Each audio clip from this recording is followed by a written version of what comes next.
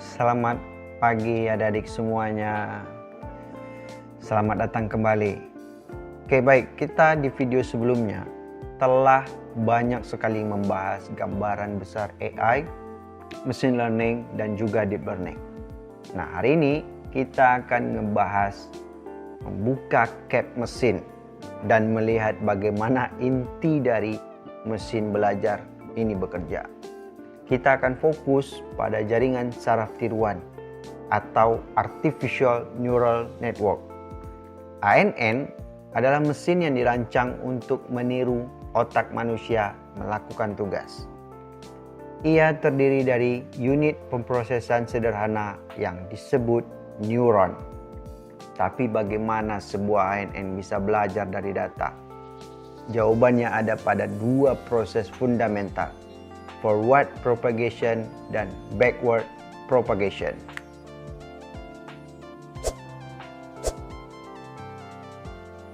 Oke.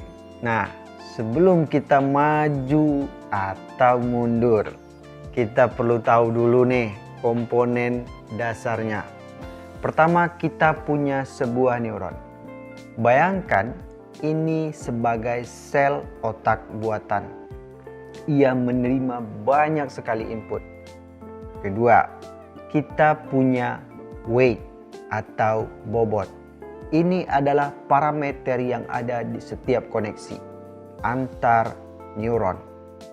Bobot inilah yang sebenarnya menyimpan pengetahuan yang dipelajari oleh jaringan. Nah, yang ketiga, kita punya layer atau lapisan. Neuron-neuron ini diatur dalam lapisan. Mau tahu? Ada 3 jenis lapisan yang ada di dalam neuron. Yang pertama, input layer. Ini adalah pintu depan utamanya. Ia hanya memasok sinyal input ke jaringan. Yang kedua, hidden layer. Ini adalah ruang mesin.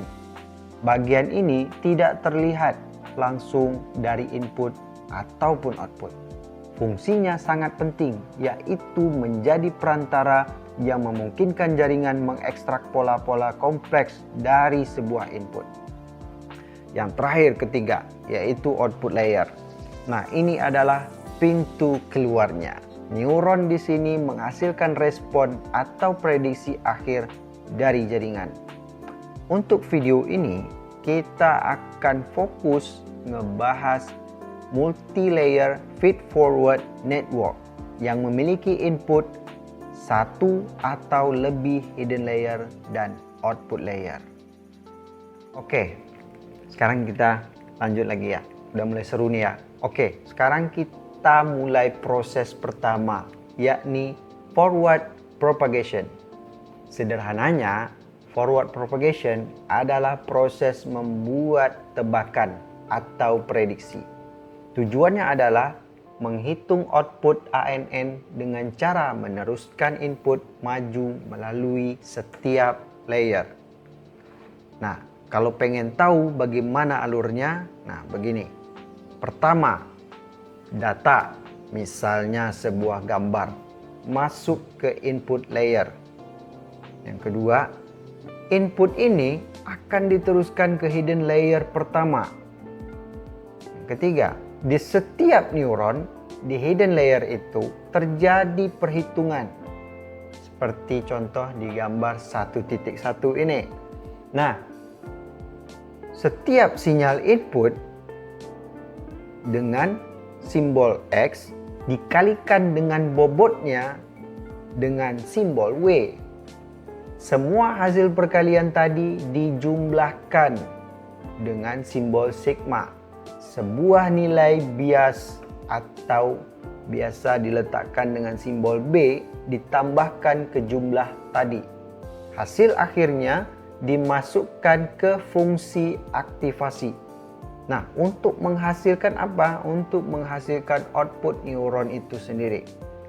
Nah, output dari hidden layer pertama ini kemudian menjadi input untuk hidden layer kedua jika ada, dan seterusnya. Proses ini akan berulang sampai sampai ke output layer yang menghasilkan prediksi akhir jaringan. Nah, selesaikan. Nah, itulah proses pertama forward propagation. Kita baru saja mengubah input menjadi sebuah output atau tebakan. Tebakan kita sudah jadi. Misal, nilainya 0,8. Tapi, apakah tebakan itu benar? Misalkan, data yang benar atau kita istilahkan Y2 itu seharusnya adalah bernilai 1. Nah, tebakan kita yang pertama kali itu 0,8. Jelas itu salah. Nah, berarti kita masih memiliki error atau loss. Nah, disinilah dia proses kedua dan yang paling ajaib dimulai, yaitu backward propagation. Backward propagation adalah algoritma untuk belajar dari kesalahan. Tujuannya adalah untuk memperbaharui weight, bobot, dan bias agar errornya semakin mengecil. Alurnya, pertama kali kita harus hitung error di output layer pertama saat forward propagation menggunakan rumus loss function. Nah, yang kedua, algoritma ini kemudian menyalahkan bobot-bobot di output layer atas error tersebut menggunakan turunan atau gradien. Kemudian, error ini disebarkan mundur, propagate backward ke hidden layer sebelumnya. Keempat, kita menggunakan aturan rantai atau chain rule untuk menghitung seberapa besar kontribusi setiap neuron dan setiap bobot di hidden layer terhadap error akhir. Setelah kita tahu siapa yang salah atau gradiennya, kita menggunakan algoritma optimasi untuk memperbaharui atau mengupdate semua bobot dan bias di seluruh jaringan. Besaran pembaharuan ini diatur oleh sesuatu yang disebut learning rate. Nah, jadi mari kita rangkum bersama. Proses belajar dalam ANN adalah sebuah siklus. Siklus yang pertama yakni forward propagation. Kita memasukkan data untuk membuat tebakan prediksi pertama. Yang kedua, kita akan melalui proses menghitung error. Kita bandingkan tebakan kita yang pertama dengan jawaban yang benar untuk menghitung loss. Yang ketiga, kita perlu melewati proses backward propagation. Kita sebarkan error itu ke belakang untuk mencari tahu bobot mana yang harus kita perbaiki. Yang keempat, update bobot. Kita perbaharui bobot dan bias untuk membuat tebakan yang lebih baik pada circle learning berikutnya.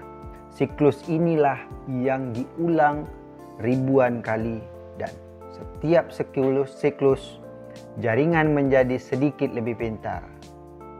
Baik, di video berikutnya kita akan ngebahas salah satu komponen terpenting dalam proses ini, yakni fungsi aktivasi. Baik, terima kasih sudah menonton semuanya. Sampai ketemu di next video kita. Sampai ketemu.